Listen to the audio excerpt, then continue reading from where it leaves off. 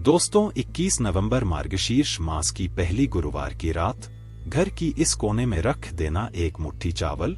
आपकी जितनी भी परेशानी है, जितने भी दुख, दर्द, पीड़ा है, सब होंगे खत्म। श्री शिवाय नमस्तुभ्यम। हर हर महादेव।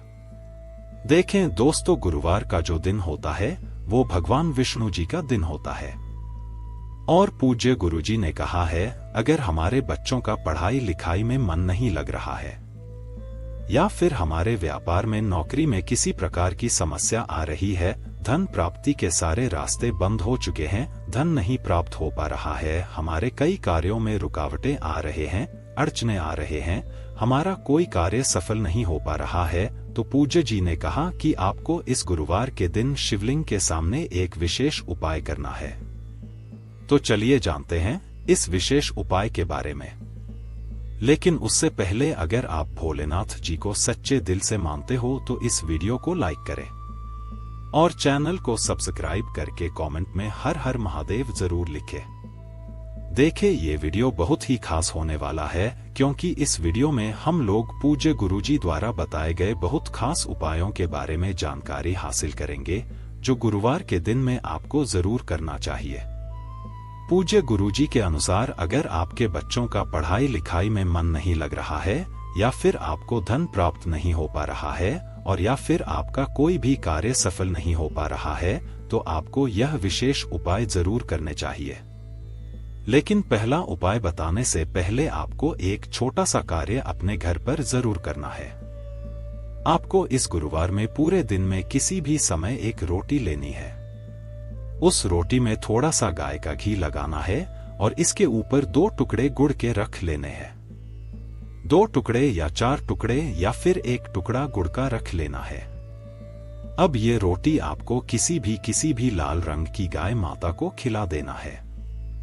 अगर लाल रंग की गाय माता नहीं मिल पाती है तो फिर आप किसी भी रंग की गाय माता को यह रोटी खिला सकते हैं, लेकिन आपको खिलाना जरूर है।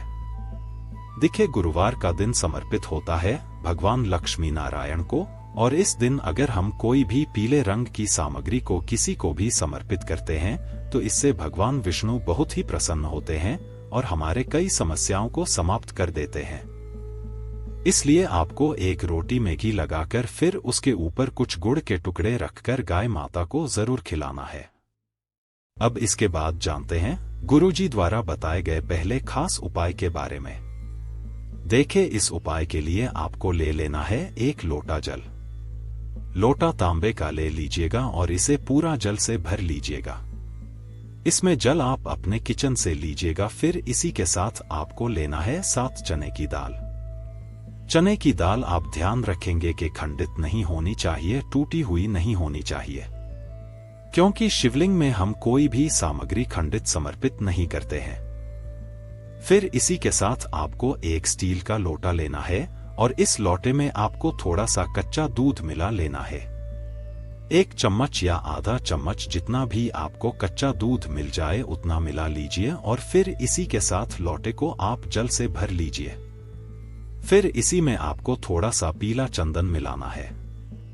पीला चंदन यानी चंदन जो आपके घर में होता है, उसी अष्टगंध चंदन को आप में मिला लेंगे।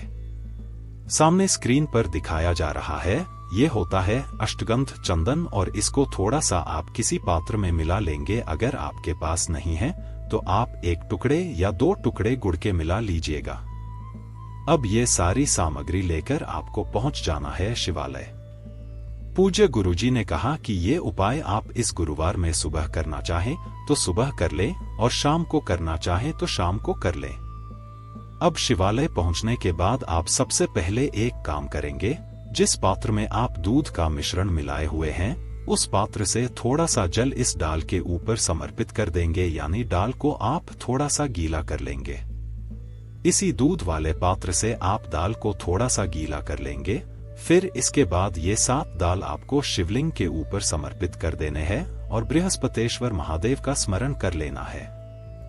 इसके बाद आप जो दूध वाला जल लेकर आए हैं, जिसमें आपने अष्टगंध चंदन मिलाया है, यानी चंदन मिलाया है, या फिर 2 के टुकड़े मिला है, जो भी आपने मिलाया है, इस एक लोटा जल को आप शिवलिंग के ऊपर धीरे धीरे समर्पित करते जाएंगे और लगातार शिव महापुराण के मूल मंत्र श्री शिवाय नमस्तुभ्यम या फिर ओम नमः शिवाय, इन दोनों में से किसी भी एक मंत्र का स्मरण करते जाएंगे।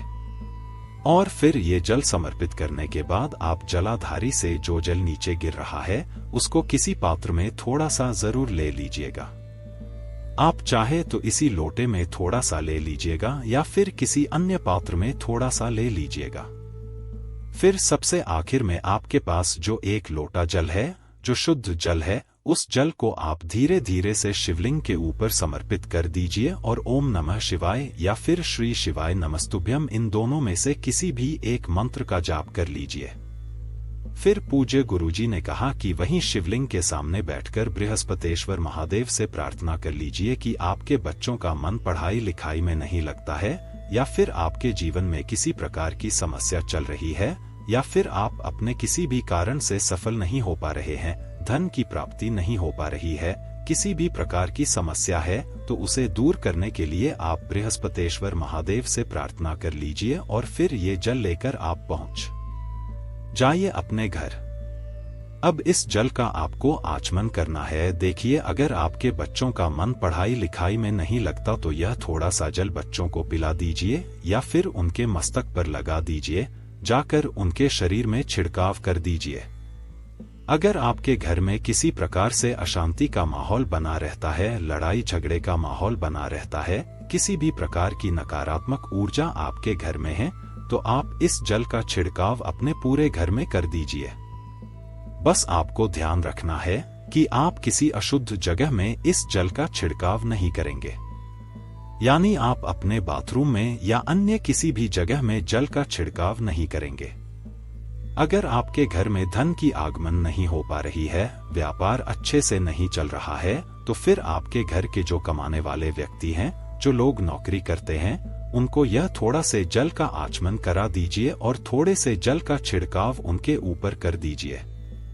पूज्य गुरुजी ने कहा कि अगर हम गुरुवार के दिन यह विशेष उपाय कर लेते हैं तो हमारे जीवन से इन सारी समस्याओं का अंत होता है और हमें भी सुख, समृद्धि, वैभव, धन, इन सभी की प्राप्ति होती है। अब इसके बाद बात करते हैं पूज्य जी द्वारा बताए गए दूसरे खास उपाय के बारे में। देखें, इस उपाय के लिए आपको बाहर कहीं भी नहीं जाना है, बल्कि ये उपाय आपको अपने घर पर ही करना है। इस उपाय के लिए आपको एक दीपक ले लेना है। दीपक आप चाहें तो मिट्टी का भी ले सकते हैं, या फिर आप अपने घर पर शुद्ध आटा मानकर उसका भी दीपक तैयार कर सकते हैं। इस दीपक में आपको दही का इस्तेमाल करना है और साथ ही साथ लंबी रुई की बत्ती का प्रयोग करना है। ध्यान रखिएगा, लंबी रुई की बत्ती का प्रयोग हम लोग अपने जीवन में धन प्राप्ति के लिए करते हैं, वंश वृद्धि के लिए करते हैं, व्यापार में वृद्धि के लिए करते हैं। जिनमें कार्यों में हम नीचे की ओर जा रहे हैं, उन कार्यों में तरक्की प्राप्त करने के लिए हम लोग लंबी रुई की बत्ती का प्रयोग करते हैं। फिर इसी के साथ आपको ले लेना है थोड़ी सी शुद्ध पिसी हुई हल्दी। अब देखिए, ये दोनों सामग्री लेकर आपको जाना है अपने घर के मंदिर के सामने। अब सबसे पहले आप एक काम करेंगे, आपके घर पर भगवान विष्णु जी की जो फोटो है, जो प्रतिमा है, उनके सामने आप बैठ जाएंगे। अगर भगवान कृष्ण जी की फोटो है तो उनके सामने बैठ जाएंगे, बाल गोपाल की है तो उनके सामने बैठ जाएंगे, श्री राम जी की है तो उनके सामने बैठ जाएंगे, किसी भी भगवान विष्णु जी स्वरूप की फोटो है तो आप उनके सामने बैठ जाएंगे। फिर आपको इस हल्दी में थोड़ा सा शुद्ध जल मिलाना है। अगर जल है तो जल मिला लीजिए, या फिर गंगा जल है तो उस गंगाजल मिला लीजिएगा और इस हल्दी को एक लेप की तरह तैयार कर लीजिएगा। अब आप अपने घर के मंदिर के एक साइड में ओम बना दीजिएगा। इसी हल्दी से आपको ओम बनाना है। आपको अपने दाहिने हाथ की अनामिका उंगली से मंदिर के एक साइड में ओम बना देना है और फिर इस आम की आपको आरती करनी है। अगर आपको भगवान विष्णु जी की आरती आती है तो इसे की आरती उतारते हुए विष्णु जी की आरती का गान कर दीजिए।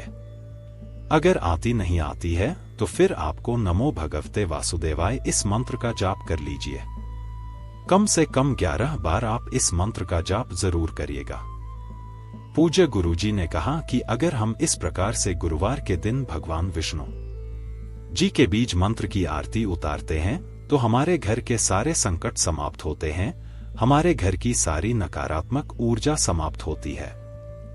जिस कारण में हमें रुकावट में लगी है, हमें असफलता प्राप्त हो रही है, वो सारे कार्य सफलता में बदलने शुरू हो जाते हैं।